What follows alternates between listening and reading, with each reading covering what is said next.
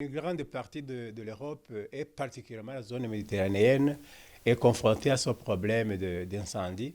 Mais ce sont des incendies réguliers qui se produisent presque chaque année en été à cause de la forte chaleur dans les zones méditerranéennes, tout autour de la mer Méditerranée, du Portugal à la Grèce, et du Maroc à l'Égypte, Israël, Liban et Turquie. Tout le pourtour de la Méditerranée est confronté à ce problème d'incendie.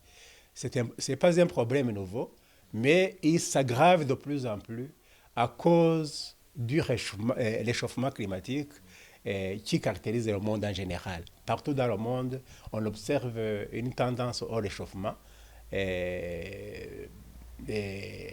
On préfère mieux dire les changements climatiques parce que nous parlons de réchauffement alors qu'ailleurs c'est le refroidissement. Alors, ce phénomène de changement climatique aggrave les incendies qui existaient déjà. C'est donc toute la zone méditerranéenne, traverser l'Atlantique, la Floride, jusqu'en Californie, et même dans l'hémisphère sud, la pointe sud du continent africain, la région de Cape Town, aussi connaît ce climat méditerranéen. L'Australie a été aussi récemment confrontée à un problème d'incendie. C'est la même zone climatique aussi. La même zone climatique de zone méditerranéenne se trouve dans la partie ouest du Chili, en Amérique latine. Ils ont aussi un climat méditerranéen. On reconnaît les zones méditerranéennes à la production de vin. Quand on vous dit vin d'Australie, vin du Cap, vin du Maroc, vin d'Italie, etc., vin de Floride, reconnaissez que ce sont des zones au climat méditerranéen. Ce sont ces zones-là qui sont confrontées à ce problème d'incendie, qui est aggravé par le réchauffement climatique observable partout dans le monde. Et ce ne sont pas nécessairement des incendies provoqués par l'homme. Hein? Non, ce ne sont pas des incendies provoqués par l'homme. Souvent, ce sont des feux spontanés. À cause de la forte chaleur, vers 14h, 15h, on voit un feu se déclarer subitement dans la forêt. Ça arrive, le phénomène n'est pas scientifiquement complètement expliqué, mais à cela aussi s'ajoute le fait qu'il y a parfois des incendies criminels, des gens qui s'amusent à allumer un feu et à essayer de l'éteindre après, sans y parvenir. Hein? Et à cela s'ajoute le problème des vents. Les vents sont très forts dans cette région-là.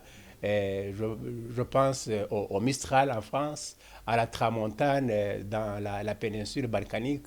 Et ce sont des vents qui attisent les incendies et les rendent difficiles à éteindre, à maîtriser. Est-ce qu'il existe vraiment des mesures préventives que ces pays pourraient adopter pour limiter, disons, les dégâts de ces incendies? En général, ces pays sont très équipés avec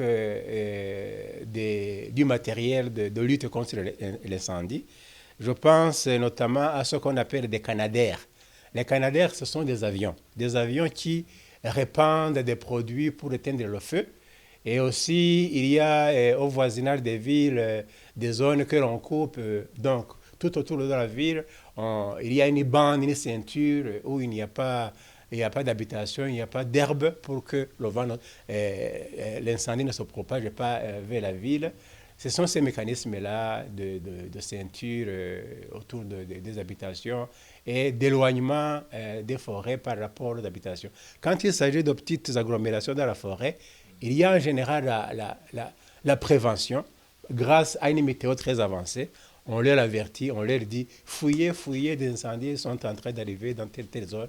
Il y en a qui résistent et qui se retrouvent encerclés par des feux, mais la plupart obéissent et rejoignent les zones qui sont plus sûres. Oui. Alors vous parlez du problème de changement climatique. Depuis longtemps, ce problème est évoqué, mais on voit que quand il s'agit de limiter l'action de l'homme qui encourage, qui accélère ce problème, on voit qu'il y a certains pays qui sont plutôt réticents. Et alors, pensez-vous que de tels incendies pourraient servir d'alerte pour ces pays, pour leur montrer que le problème est tellement grave? Là, vous posez un problème qui est vraiment global, parce que même, ce n'est pas seulement ces incendies-là, même les mesures que nous prenons pour la réduction du CO2, les gaz à effet de serre, les pays industriels, je ne vais pas nommer tel ou tel, mais des pays qui sont relativement avancés dans l'industrialisation, sont réticents à appliquer des méthodes qui réduisent les gaz à effet de serre. C'est une lutte, mais c'est aussi, comme tu le disais, une occasion de sensibiliser le monde entier pour que chacun comprenne qu'il vaut mieux prendre des précautions, des mesures pour que la situation ne s'aggrave pas de plus en plus dans les années à venir. Je pense à utiliser des combustibles qui ne dégagent pas beaucoup de CO2 parce que, en fait, ces gaz à effet de serre ont pour effet de provoquer une forte chaleur tout autour de la planète et c'est cette forte chaleur qui va provoquer ces incendies d'une façon indirecte. Le dessèchement de la végétation et les incendies spontanés, comme je le disais tout à l'heure. Alors, c'est un problème de discussion, de sensibilisation, mais en fait, je suis vraiment très pessimiste quant à l'avenir climatique de cette planète. Il y a beaucoup d'événements qui s'opposent à un climat serein que nous avions dans le passé à cause essentiellement de l'activité humaine. L'homme est le principal agent du dégradement, de la dégradation climatique.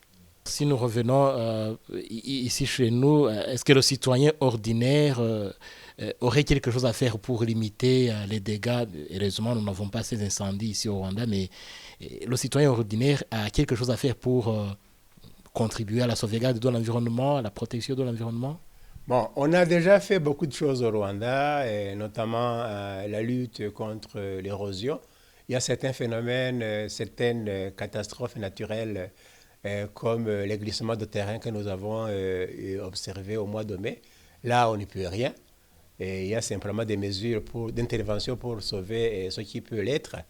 Sinon, la prévention, c'est en matière d'habitat, habiter là où, dans des zones qui ne sont pas à risque.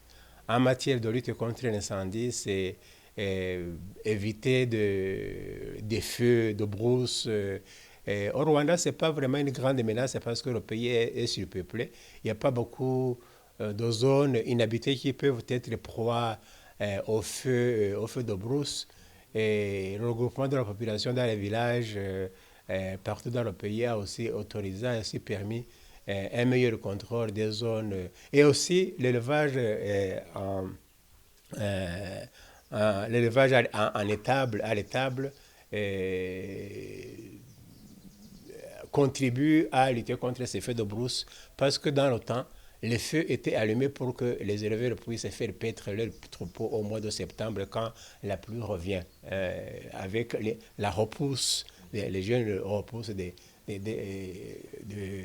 l'agrostis, Ishinge, brûlés pendant la saison sèche. Mais maintenant, ce n'est plus le cas parce que les animaux sont élevés à l'étable. C'est aussi un facteur, c'est aussi un élément qui a contribué à réduire l'effet de brousse parce que il n'est plus maintenant possible de faire paître les bêtes à l'extérieur.